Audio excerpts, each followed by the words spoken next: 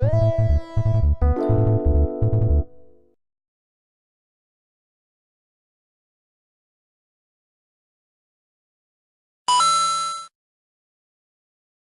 back to Nintendo Minute. We are on the road today at a special event where we get a chance to talk to some developers of Nintendo eShop games for Wii U and Nintendo 3DS. We're joined by Tyrone from Nicholas. Hello, Tyrone. Hello, thanks for having me. So you're here to talk about 1001 Spikes for Wii U and Nintendo 3DS. For people who aren't familiar with the game, what is it? 1001 Spikes is a game inspired by an entire generation of 8-bit NES games. It's probably the toughest 2D platformer you're going to play in 2014 and 1 to 4 player. And you start off with 1001 lives, and hopefully you can make it through over 100 levels. So we were playing the game a little bit earlier, and I have a follow-up question, which is, why does this game hate me? The game is like your best girlfriend in high school. Oh boy. She loves you and hates you. The game wants you to lose, but when you clear a level, it wants you to win. Just at that last, in hindsight, it wants you to win. Yeah, I noticed that the game has a way of snatching defeat from the Your claws of lives. victory. Yes. You think you're in a safe spot, and then all of a sudden you'll get hit with the fireball or spikes. Yeah. And I'm sure you guys put a lot of thought into the most entertaining ways to prevent people from thinking they were on top of the world. We did, and it's the idea behind the design is basically you're never safe. You always have to pay attention. Yeah. But what we're trying to do with all the stages and all the worlds as you're playing through the game is train you, the player, to listen and watch for certain cues, because some of the spikes are stationary, some of them are triggered, and some of them are timed. Right. So as you play through the game, you'll see these things and develop, and I've watched players where their strategies and their styles change within a 5-minute period. Mm-hmm. They start to realize everything's going on around them. Once you die 30 times, you kind of figure it out, right? Yes. But one of the things I really liked when I was playing the game is all the different sort of characters and the different abilities that the characters have. So tell us a little bit more about that. So when we were designing the game, it originally started off as a single-player game. And I have children, and I wanted a game to play with them. And of all the games to make to play with them, I choose the hardest Apparently one. this is the one. This is the one.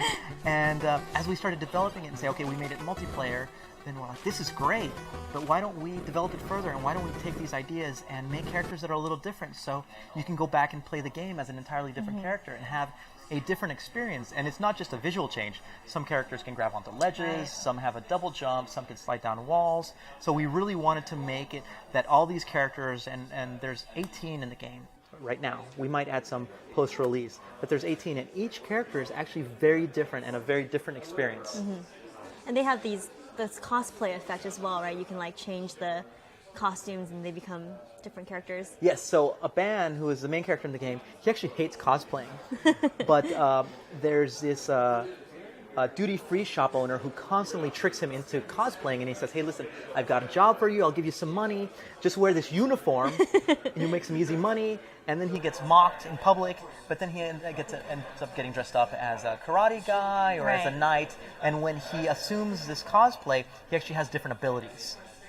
That's right. So what are all the different modes in the game? We were doing, the main stages together, the three of us. Then we got into a different mode where we were trying to hold like a trophy type item and collect coins. It seems like there was a lot of good variety in the game.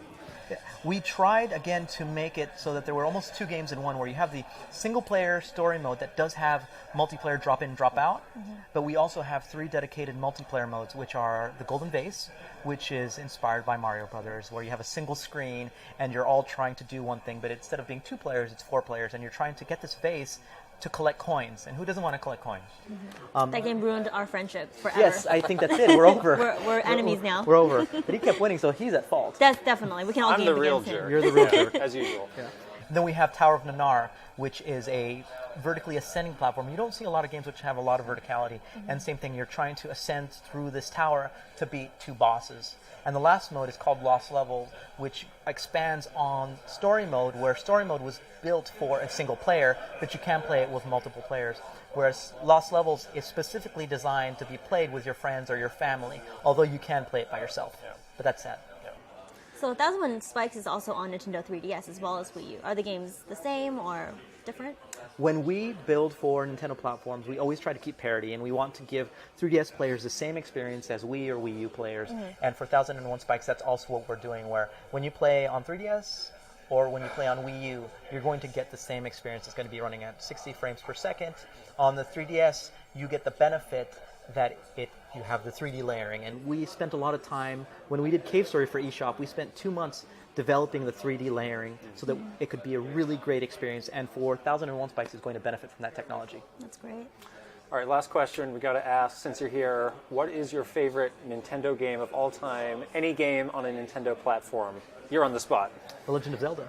Excellent. Oh, good answer. No Which hesitation one? at all. No hesitation. Yes, very good. I love that game. Well, Tyrone, thanks for joining us today. Hope everybody enjoyed a look at 1001 Spikes. Coming soon, and we'll see you next time on Nintendo Minute. Bye-bye. Bye.